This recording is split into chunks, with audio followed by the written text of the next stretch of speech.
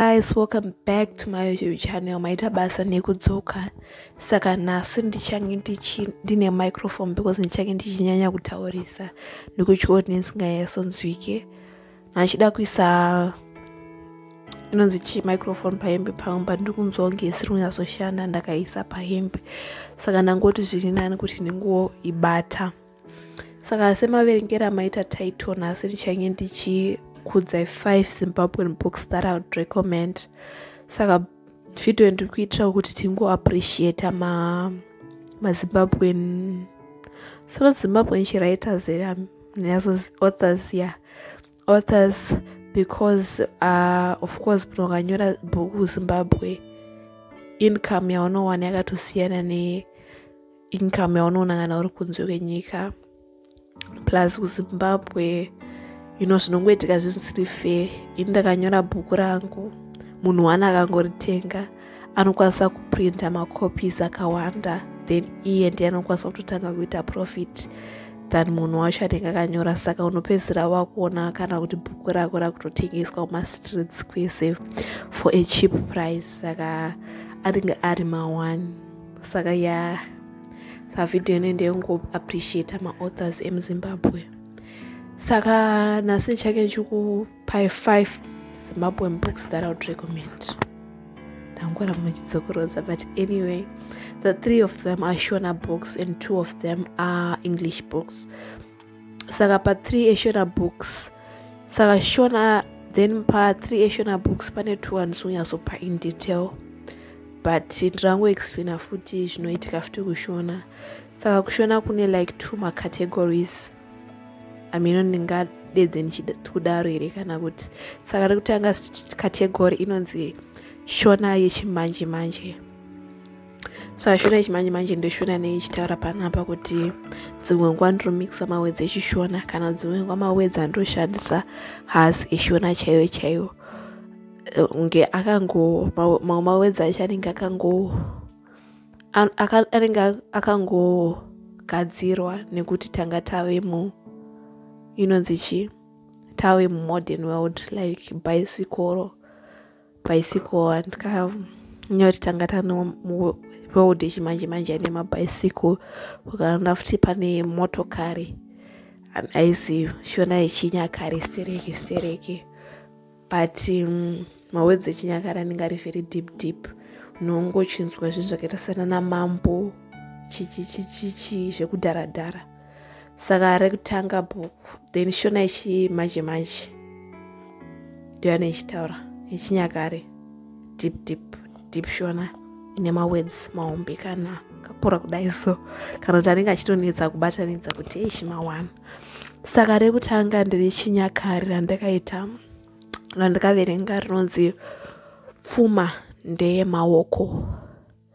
So Pfuma ndeyemaoko, it's a very thin book and ridiki, saka rimbonyanya kunetsa kuverenga. Saka nemanzwira okutoita title vanhu vasingazogone Shona munokwanisa kunetsekana nekuinterpreta title iyi, but vanonyazogona Shona munokwanisa kunyasointerpreta title iyi kunonzi Pfuma ndeyemaoko. Ini handichanyasoziva kuti title yerevei, but ndinganyepe because Shona yekudharadhara inondichinetsei futi. But then rimwe bhuku randakaverenga nderechimanje manje, saka rechinyakare ndangoverenga 1. Then I think mamwe maisi andakamboverenga chero handisiri kutaura, I think ndeyechimanje manje. Saka yechimanje manje inonzi kusasana kunoparira. Kusasana kunoparira ndakariverenga bhuku iri rainakidza futi, thin rainakidza, rine nyaya dzamunofarira, nyaya dzanzi nenyaya dzerudo. Saka kanzi kusasana kunoparira. Saka mukutonzwa netitle racho kuti netitle chero usingazogona Shona unokwanisa kuita sei kuinterpreta kuti love, maybe love is a problem, something like that, yeah. Saka ndotuma mabhuku andorekomenda, but handisikunyazopinda in detail. Kandichipinde saka the first one Pfuma ndeyemaoko, Shona yechinyakare. The second one kusasana kunoparira, Shona yechimanje manje. aipo ndataura izvozvo ndikunzwa kunge ndikutaura serizvo. Saka shona yechimanje manje neshona yechinyakare I think zvinozviexplaina zvega. Saka bhuku rechitatu ndizvo tatu ranenge richiexplaina idare retariro. Bhuku iri ndere vanhu vanenge vari ku high school. Okay, high school. Okay, ndikatangira papo. Alright, ndakantangira apa. Okay, saka pampana Tandi uyu aenda ku boarding school, angave form 5 angatopedza form 4. Saka Tandi ava vanga ne system, vanga ne like zvinhu zvavo zvavaita pachikoro kuti weekend yega vanoenda like pa nearest township. Singe kana ini kana ndaidzidza kana kwaMurewa ndaienda kana maybe kwaMurewa center because ndo nearest township yedu inenge iri inenge padhuze nechikoro, but iye ake ngari kwaRusape. Saka I think vaenda ku nearest township yekwaRusape ikoko. Then mukuenda mutownship imomo, saka kuenda mutownship imomo I think vaiti takambonzwa mangu maboarding school maboarding school aizviita, but ini ndambobvira ndambozvienda boarding school yakadaro. Saka boarding school iyi ndeyekungoti munongoenda paweekend unotenga kana mima ice cream kana pane ma-essentials auri kuda ndopaunobva unotenga. Iswe tandite tuckshop pachikoro, saka pasina ma-excuses akadaro. Saka mukuenda mutownship imomo ndikutonge ndikudzokorodza, but anyway, mukuenda mutownship imomo ndopaakasangana nemukomana ainzi Zvidzai, aiva ari conductor. Zvidzai uyu aitoshandirwa bamukuru vake pamakombi, saka iye vaidhiraivha pakombi, saka iye baisaura seikolekta mari. Saka Tandi ndopanodana naZvidzai, then Tandi oita nhumbu oudza Zvidzai, then Zvidzai obva atiza. Zvidzai aisagara kwaRusape, aigara kuChivu. Saka bamukuru vaZvidzai vaive ndo vanotozoudza Tandi kuti mutevere, anogara kuChivu. Saka ndo panongotangira novhero racho, Tandi achitizira kuna Zvidzai. Then Zvidzai, Tandi atizira kudai Zvidzai anoudza mai vake kuti Tandi musambomutedzere because ipfambi. Saka Zvidzai aramba nhombo yake achiti kuna mai vake kuti Tandi ipfambi. Saka mai vaZvidzai naZvidzai vese vari 2 vaigara vachiitira Tandi utsinye. Saka Zvidzai chinamba kudaro ndopabva pakazodecidewa kuti ngavaine kudare. Saka vaenda kudare anonzi Tandi ndopanoburitsa inonzi chi proof yake kuratidza kuti zvechokwadi aidanana naZvidzai. Saka ndopanombogara naZvidzai panguva ichatevera ndopavaigara naZvidzai, but panguva iyoyo aitirwa inonzi chi aitira utsinye na amai vacho naZvidzai vacho vese vaimitira utsinye. Then padaro vanhu vese vega vaingofarira Tandi ibrother yaZvidzai ainzi Tendai. Brother yaZvidzai ndo aingofarira Tandi, saka ndo yaitoudza mukadzi Tendai ndiye aitoudza mukadzi wake kuti endeona amai nini Tandi kuti vaenda kunoitwa check up kuclinic. Saka ndopavakaenda ipapo mukuenda kunoita check up ikoko kuclinic ndopakanzwa Tandi ndopakanzonzi ane HIV and AIDS.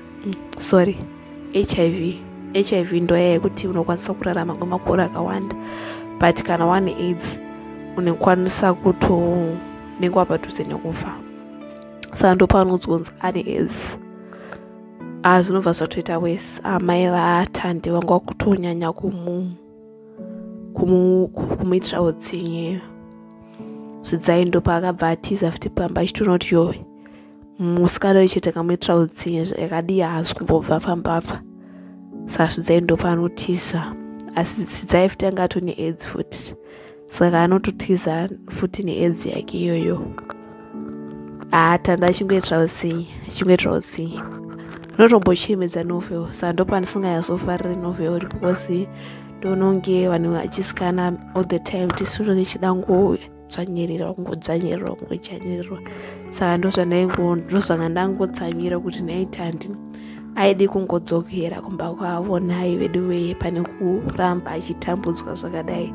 But anyway, the novel was quite interesting. Then kokupedzisira anongoregererana just like that. But ronakidza, rinochemedza, and yeah, ndikuda kunyasopinda mudhiti yakawanda in case kana muchida kuzonyasoriverenga, ndikuda kuzoti ndizokukanganisirai.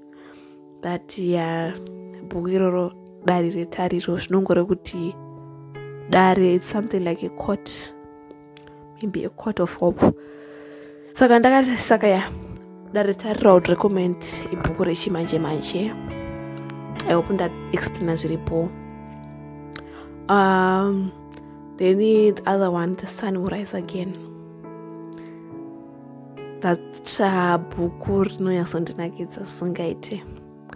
Kana uchitsvaga bhuku rekuti the first page unobatwa mwoyo wako toda kutonyasoriverenga, I think unofana kuverenga that book ronzi The Sun Will Rise Again. Nofarira kuti vane mataurira vanongoita so, manyorera anoita, akanyora bhuku ranonzi George Mujajati, manyorera anongorita so, angori manyorera anongokuita kuti umerere so. Saka bhuku iri ndinorirekomenda singaite, and ndongofunga kuti ranga rine mukadzi akasimba zvisingaite. I think mamune 5 macharacters here. Then yeah, Fatima, wachanzi Fatima ndiye mukadzi anga akasimba zvisingaite, anga akapere kusimba but anga akasimba pahana. So saka yeah, kana uchitsvaga bhuku rekuti I think iri kai rinokwanisa kukombiyuta kana the best books in the world tichitaura chokwadi. George Mujajati paakanyora bhuku iri, I wanted to know more, but of course Zimbabwe hatina macinemas or chichichi anoita zvema macinema seminar seminar ndizvo handinazoziva zvekuti munhu anoita like seminar achitaura more about his or her book, but I think Zimbabwe vananyanya kuita izvozvo. Saka kana uchitsvaga bhuku rakadaro, but bhuku iri rinoita kakuconfusa. I think kana mambona manovel like mamovie ekuti munhu pane vanhu kana 5 kana 10 vanenge vachitaura zvakamboitika, but ndofuti chinhu chandofara kuti akarinyora zviri different. Naungonyora ingori nyaya iringoenderera aiwa akainyora zviri different zvokuti unomboconfusika mbijana, hausi kuconfusa nenyaya but kuconfusika kuti nai ndapa present here kana ndiri pafuture ndiri papast here. Saka dzimwe nguva inomboenda kupast life yemunhu yodzoka futi, but aizvibatanidza kuti zvinyasoita make sense. Saka paunozonyasonzwisa zviunyatsoenda nekupi hazvizoite confusing stereke. Saka bhuku randinorekomenda. I think I'll talk more about this book one day because I feel like my meanings are very, very strong. And ndofarira kuti anoisa motivational quotes imomo, anoita futi Bible quotes, and matauriro anenge achingoita is just good. Okay, so the last book randinorekomenda is Takadini. So Takadini rakaita kundidisappointa because ndaifunga kuti saka Takadini, okay, just about a boy angari mualbino musope, but nyaya inakidza, ndaifunga kuti nyaya ichanakidza ndeyekuti pamwe iye mualbino achadiscriminatwa, but no, it was not that way.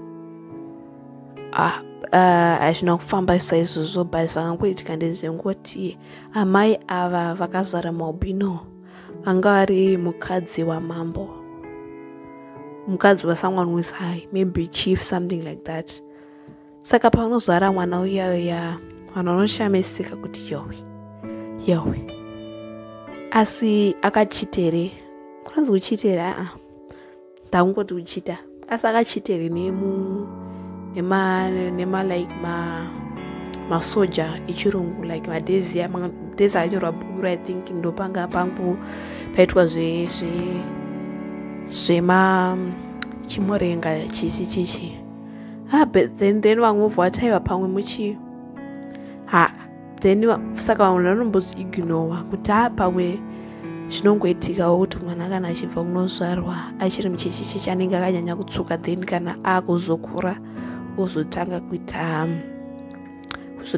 kana dark kana brown chichichi but vamwe vanobva confusika manje because tsiye dzemaopino dzakasiyana nedzedu saka vamwe ndo zvavanokonfusika nazo kuti but tsiye dzake dzakasiyana nevamwe plus maopino futi ane mafeatures akangosiyana futi nevamwe saka vanhu ndo zvavanokonfusika muvillage imomo saka mambo vacho ndo pavanongoti mwana ngaurayiwa ana mai vacho ndo pavanongotiza nemwana then pavanotiza nemwana iwo vanoenda kune imwe village but then kuvillage ikoko takadini zita rake remaopino yainzi takadini anotofarirwa nevanhu and chaisa cover page pacover page unotoona kuti anenge akakomboridzwa nevanhu because aikona kuridza mbira saka mbira iyo vanhu ndo yavaitofarira vachitomutera autoita musikana utokura